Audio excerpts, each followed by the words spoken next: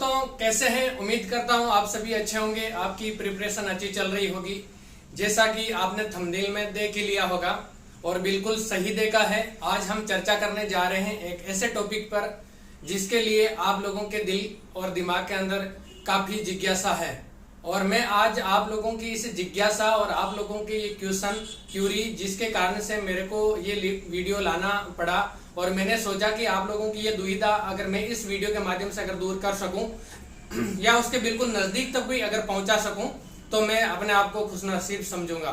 तो दोस्तों, मैंने आप लोगों के पुराने पेपर और वर्तमान की जो वैकेंसी फॉर्म फिलअप हुए इसके आधार पर मैंने ये निष्कर्ष निकाला था अपने ऊपर, और मैं उम्मीद करता हूं कि ये 95 से अबाउ निष्कर्ष है जो बिल्कुल फिट बैठेगा। तो हम चर्चा करने जा रहे हैं आज की हमारी इस क्लास के अंदर कि राजस्थान पुलिस जिसका एग्जाम होने वाला है पौने दो महीने के बाद, और उसकी काफी दोस्तों की स्टूडेंट विद्यार्थियों की एक जिज्ञासा है कि सर इसकी कट ऑफ क्या रहेगी, कितने नंबर हम लेकर आए कि हम अपने आप को सेफ महसूस कर सके। तो दोस्तों, हम इसी के ऊपर यहाँ पे चर्चा करने के लिए जा रहे हैं। तो मैंने पीछे आप देख रहे होंगे बोर्ड पर भी ये सारी इंफॉर्मेशन लिख रखी है, तो मैं आप लोगों को यहाँ पे बता देता हूँ कि जो पहले पेपर हुआ था 2019, 18 और अभी ये जो वैकेंसी आई थी 2021 की, इससे पहले जितने भी एग्जाम हुए हैं उन एग्जाम का पैटर्न अभी वाले एग्जाम से बिल्कुल अलग था। वहां पे 75 मार्क्स का हमारा एग्जाम होता था और 3 पार्ट या 4 पार्ट के अंदर पेपर आता था, जिसके अंदर हमें अलग अलग क्वालिफाई करना होता था।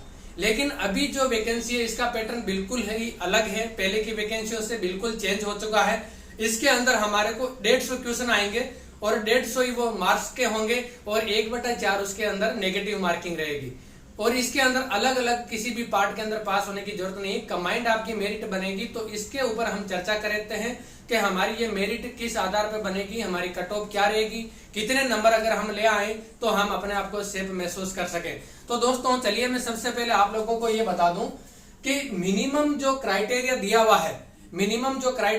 हुआ है राजस्थान पुलिस पेपर को पास करने का, तो वो है जनरल और यूआर कैटेगरी का अनरिजर्व्ड। यूआर का मतलब होता है अनरिजर्व्ड कैटेगरी का 40%, और ये 40% हमारे 150 मार्क्स में से कितना होता है 60।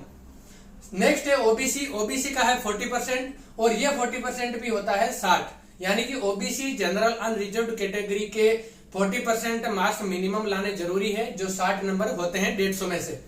इसके बाद में आप वीडियो के अंत तक बने रहें, यहाँ से आप काफी अपने आप को मोटिवेट महसूस करेंगे, और आपके जो प्रिपरेशन हुई है और जो आपके मॉडल पेपर के अंदर आपके जो स्कोर हो रहा है उसके आधार पर आप अपने आप से ये निष्कर्ष निकाल पाएंगे कि मैं मतलब कहाँ रैंक कर पा रहा हूँ इस एग्जाम के अंदर। नेक्स्ट है हमारा SC/ST का, तो 36% मिनिमम होते हैं, जिसके अंदर 54 मार्क होने चाहिए 36 के।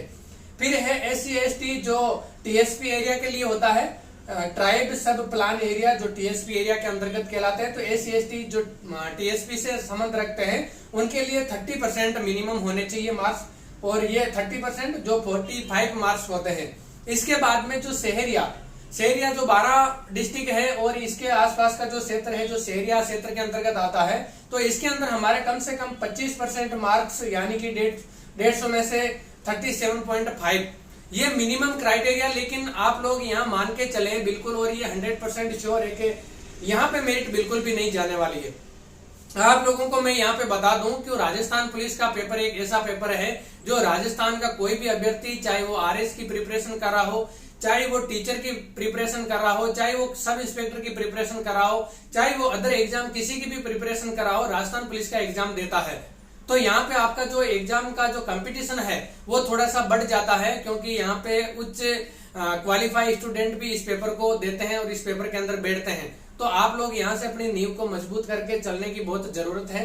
इसके बाद में हम यहाँ पे जानकारी लेते हैं हमारे नेक्स्ट जो एक्सपेक्टेड कट ऑफ 2022, जिसके बारे में मैं आप लोगों को, ये एक्सपेक्टेड है, आप बिल्कुल इसको ये नहीं मान के चले कि इतने ही मार्क्स लाने होंगे या इतने के ऊपर ही मेरिट जाएगी। ये एक अनुमान है जो मैंने एनालिसिस करने के बाद में निकाला है। आपके जो पहले पेपर हुए हैं उनके अंदर जितनी कट ऑफ गई है उसके आधार पर, इस भर्ती की संख्या के आधार पर और इसके अंदर फॉर्म जो फिलअप हुए हैं उनके आधार पर मैंने ये एक्सपेक्टेड कट ऑफ है जिसका डिसाइड किया है। हो सकता है इसके अंदर आप 10% प्लस और 10% माइनस, यानी कि 10 क्वेश्चन 10 मार्क्स प्लस और 10 मार्क्स माइनस में मान के यहाँ से चल सकते हैं आप, और मान के चलेंगे तो आपके लिए बेटर रहेगा। तो यहाँ पे हम सबसे पहले चर्चा करते हैं हमारे जनरल यूआर कैटेगरी के अंदर। तो जनरल यूआर कैटेगरी की 70 से 75% तक जाने की उम्मीद है, और अगर यहां तक गई तो हमें 105 से लेके 112.5 यानी कि 105 से 115 के बीच में अगर हम स्कोर लाते हैं तो हम ऐसे सोच सकते हैं कि हम सेफ हैं। नेक्स्ट है हमारा ओबीसी के लिए, तो 68 से 73% यानी कि 102 से 110 नंबर तक यहाँ पे लाने की हमें जरूरत है, ताकि हम अपने आप को सेफ महसूस कर सकें। उसके बाद में एससी एसटी के लिए 62 से 66% यानी कि 93 से 99 मार्क। एसटी के लिए 58 से 61% यानी कि 87 से 91.5 मार्क्स। और इसके बाद में जो टीएसपी एरिया का एससी एसटी कैटेगरी के जो स्टूडेंट हैं उनके लिए 55 से 57 यानी कि 82.5 से 85.5 मार्क्स। और जो एससी है यहाँ पे ये शहरिया के लिए है, ये एससी एसटी टीएसपी के लिए हो गया। फिर शहरिया के लिए 50 से 55 यानी कि 50 से 55% मार्क्स यानी कि 75 से 82.5 मार्क्स। यहां तक अगर हम लाते हैं अपने आप में तो हम अपने आप को सेफ महसूस कर सकते हैं। लेकिन आप लोग यहां पर प्लस माइनस 10 मार्क्स लेकर चलना, क्योंकि मेरिट है जो 10 नंबर ऊपर भी जा सकती है, 10 नंबर नीचे भी आ सकती है। ये मैंने मीडियम जो रेंज है वो निकाली है। तो यहाँ से आपको इतना ही नॉलेज लेना है, इसके आधार पर आपको यही सोचना है कि अगर 105 और 112.5 सर ने बताया है तो मैं कम से कम 120 से ऊपर का स्कोर रख के चलूं, 120-25 से ऊपर का रख के चलूं।